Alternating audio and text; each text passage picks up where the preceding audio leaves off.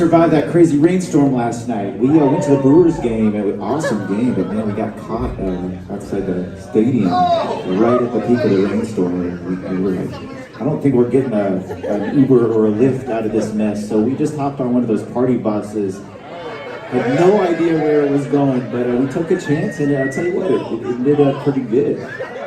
Hello, classic rock fans. I am reporting about a week after seeing a band called Jammy Buffet at the Vivarium here in Milwaukee.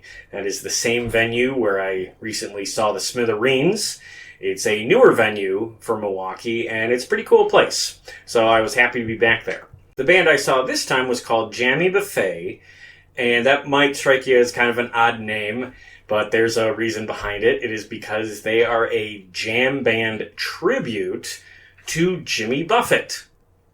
Now that makes a little more sense. It's an original take on a Jimmy Buffett show, and I think it's a great concept. I remember when I discovered these guys, I was very excited to see that they had Milwaukee on their 2026 tour. I got some friends together, and we made a point to go see this show. The band is co-fronted by two guys who sing lead on various songs. You have Bob Barrick, who I believe has a singer-songwriter career outside of this band, and there is also Brendan Meyer. And Brendan Meyer is interesting because he is the son of Peter Meyer, and Peter Meyer is the lead guitarist of the Coral Reefers. He was Jimmy Buffett's lead guitar player going back to like the early 90s. In fact, I just saw Peter play last year with the Coral Reefers. Here, take a look.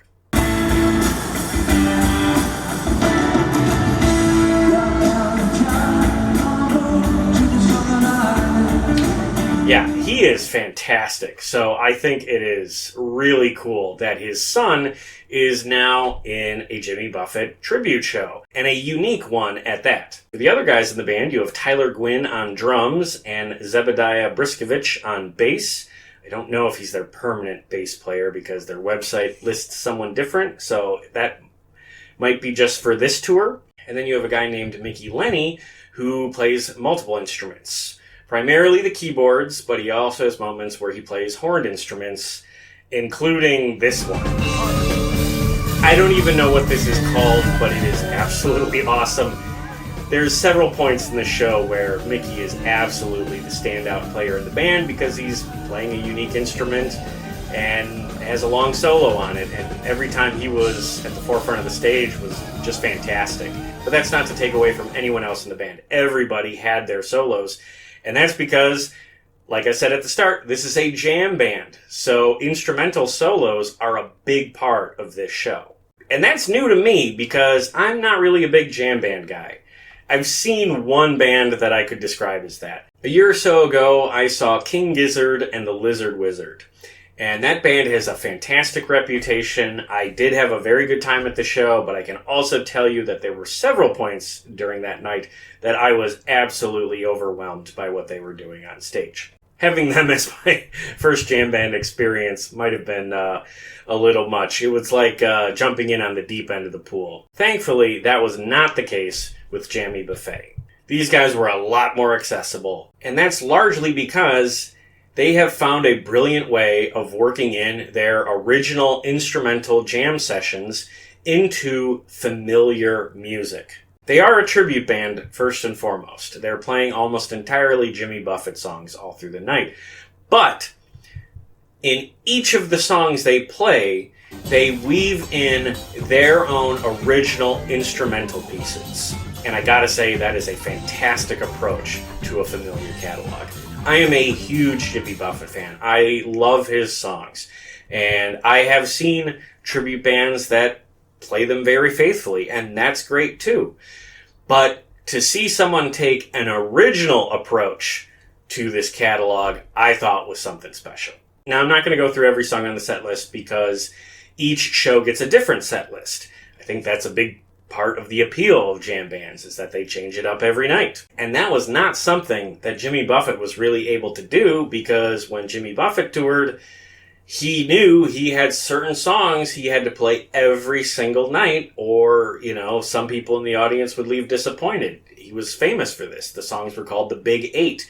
These were 8 songs, and realistically, it became like 10 or even 12 songs that he had to play every single show to make sure everybody left happy. That's awesome that he did that. It shows that he really cared about his core audience, but that takes up a lot of space in a limited set list. So I appreciate that Jammy Buffet does not feel obligated to cover all of the Big Eight every single show. Some assortment of those songs does get played at every show. So again, this is familiar music that's being played on stage, but not playing these same songs every single night totally frees them up to go deeper into Jimmy's catalog and to be more creative with their instrumental pieces during their solos. Another thing that frees them up to play deeper songs in Jimmy's catalog is the fact that they play for a very long time.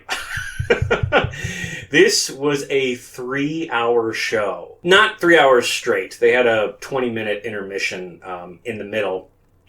But still, it was a long night. No opening act, 8 p.m. till after 11. So if you go to this show, please keep that in mind, that it's a long haul of a show. It's a great experience, but they have a lot of ground to cover when they go on stage. Now, for our show in Milwaukee, we got a lot of Jimmy's biggest hits. You know, they played Changes in Latitudes, Changes in Attitudes, Fins. The encore was Margaritaville and Cheeseburger in Paradise. And they did a cover of Southern Cross, which is something Jimmy was famous for doing. So I think casual Jimmy Buffett fans would have had a great night at the show I went to. I certainly had a good time, but I was mostly impressed by the deep cuts that they pulled out for us. You know, on this channel, Chris and I have been doing our deep dive on Jimmy Buffett's studio catalog. So hearing a song like The Weather Is Here, Wish You Were Beautiful was just fantastic for me, because that's not a song I ever really expected to see live on stage. But again, because of how they build their set lists, they're able to go deeper into his catalog and pull out some of these lost gems. Another deep cut was The Great Filling Station Holdup, which is a song we talked about in our deep dive. A great story song about robbing a gas station. That was a lot of fun. And it wasn't just Jimmy songs they played. They covered Already Gone by the Eagles and also Ramblin' Man by the Allman Brothers, who are like the originators of the whole jam band scene. So they're playing their influences besides just Jimmy as well. But the highlight of the night for me was the closing songs of the set. They played Coconut Telegraph, Fins, and One Particular Harbor. Those are 3 of my top 10 favorite Jimmy songs. I love early 80s Jimmy Buffett, so hearing those 3 together all at the end of the night was particularly fun for me, because that's the part of Jimmy's catalog that I think I enjoy the most, that late 70s, early 80s run for him. Now, I have looked at some of the other set lists that they've done recently, and there were a couple of songs that I was really hoping to hear at Milwaukee that they did not get to. In particular, Boat Drinks and Big Rig. I was so happy to see that there's a Jimmy Buffett tribute band out there playing Big Rig. That's one of my favorite Jimmy songs, and I'm glad someone's playing that, so I was really hoping they would play it in Milwaukee, but they didn't.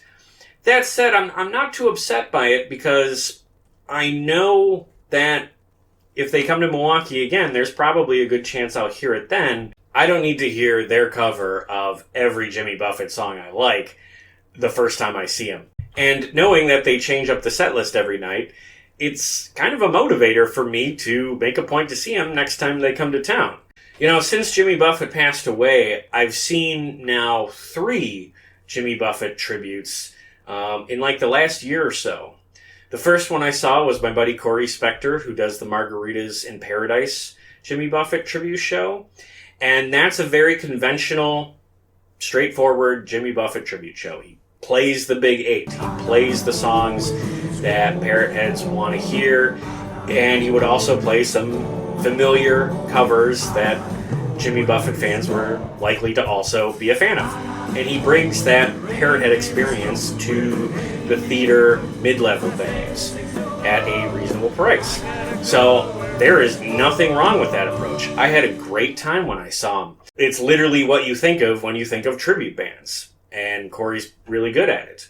But that is not what these guys are doing. These guys have a much more original take. And of course, like I said, I saw the Coral Reefer band last summer, but the thing with them is I don't really see them as a tribute. Like, they market themselves as a tribute to Jimmy Buffett, but I don't see them as that. I see them simply as a continuation as the Coral Reefers. It was Jimmy Buffett and the Coral Reefers, and to me, they're just continuing the great work that they did with him for all those decades. So they call it a tribute show, but I don't really see it as that. But because it's that continuation, again, they play the Big Eight, and they play those songs in the same way that they would play them with Jimmy. Not really doing anything new, because they know their longtime fans want to relive those Coral Reefer show experiences, which is great. That's what you would expect if you went to go see him. But again, that is not what Jammy Buffet is doing. Jammy Buffet is doing something different. They're doing something much more original, and I gotta hand it to them. It's a fantastic presentation of a music catalog that I absolutely love.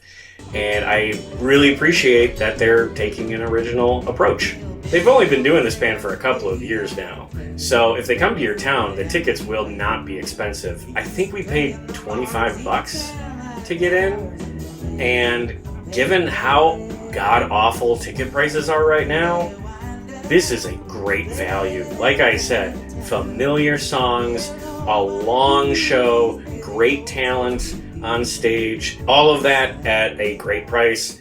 That's bang for your buck if we're talking about the economics of live music. If you like Jimmy Buffett, this is a band I think you need to be paying attention to. What they're doing is special. They're helping to keep that catalog alive, and not just the parts of the catalog that we all already know. They're going deeper into the songbook and pulling out obscurities and perhaps reminding people that there was more to Jimmy than just Margaritaville and Cheeseburger in Paradise. That he was truly a great songwriter, and that he wrote songs that could be arranged in different ways. So yeah, I can't say enough good things about him. I had a fantastic time at the Vivarium in Milwaukee when I saw them last week. I look forward to seeing them again in the future. If they come to your town, I would absolutely recommend going to go see them, unless you're someone who just doesn't have the patience for jam bands as a whole. I get that. Frankly, I'm kind of like that if it's music I'm not really familiar with. The fact that it was familiar music made it work for me. So if you're not someone who likes long instrumental jam sessions, then I would say this probably isn't for you. But if you're open to the idea, and again, you like Jimmy Buffett, or just want to hear songs that are deeper in his catalog besides Margaritaville, this is something you absolutely want to go see. And I'll leave it at that. If you've seen Jammy Buffet, please tell me what you thought in the comments below, or if there's other Jimmy Buffett tribute shows that you've seen and recommend, please let me know about it. I'm always on the lookout for opportunities to hear Jimmy Buffett music on stage. So, like I said, please post that in the comments below. Otherwise, if you're a fan of Jimmy Buffett or classic rock in general, please subscribe to this YouTube channel. Please check out the podcast I do that's all about classic rock. We've had a lot of fantastic guests on, including Corey Spector, who does his own Jimmy Buffett tribute show. And we also have a mini-series dedicated to exploring Jimmy Buffett's discography. So if you're a parrot head, please check out those episodes. I think you'll enjoy them. And with that, I will just say thank you very much for watching this video. Go see Jammy Buffet. Fins up, and keep rocking.